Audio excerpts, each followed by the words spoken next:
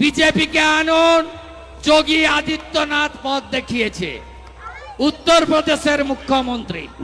ধর্ষকদের সকালে নেব, বিকালে খরচ করে দেব, জেলেও পাঠাবো না। তাহলে তো মানতেই হয় নরেন্দ্র মোদী বেকার ওখানে বসে রয়েছে। যোগী আদিত্যনাথকে দেশের প্রধানমন্ত্রী করানো উচিত শুভেন্দু অধিকারীর কথা অনুযায়ী।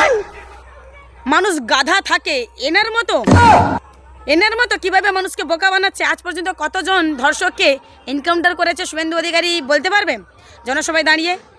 নরেন্দ্র মোদী তো দেশের গদিতে বসে থেকেছে। এই যে শুভেন্দু অধিকারীকে বলছি, নরেন্দ্র মোদী দেশের গদিতে বসে থেকেছে। আজ পর্যন্ত দেশের কত ধর্ষককে এনকাউন্টার করা হয়েছে। মণিপুরে ধর্ষককারীদেরকে এনকাউন্টার করা হয়েছে।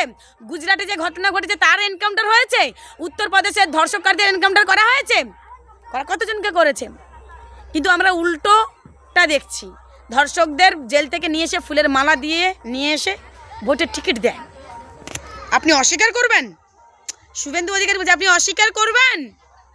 ওইসব কথাবার্তা চলে না। আর যারা আপনার ওই কথাবার্তা শুনে আপনাকে ভোট দেয় তারা নিজের মানসিকতা, নিজের বিবেক, নিজের সততাকে বিক্রি করে দিয়েছে। দেশের প্রধানমন্ত্রী ক্ষমতায় বসে থেকেছে আর আপনি বলছেন যে যোগী আদিত্যনাথ এই করেছে ওই করেছে। কেন? আপনি যাকে বাপ বলেন তাকে বলুন না করতে।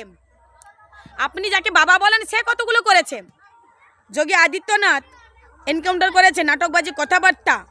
মিঠুন চক্রবর্তী কোন দলে? মিঠুন চক্রবর্তীর ছেলে তো ধর্ষক, সেটা কে জানে না? সমস্ত ধর্ষকদের জায়গা হচ্ছে একটাই বিজেপি। ওইসব কথাবার্তা শুভেন্দু অধিকারী চলে না।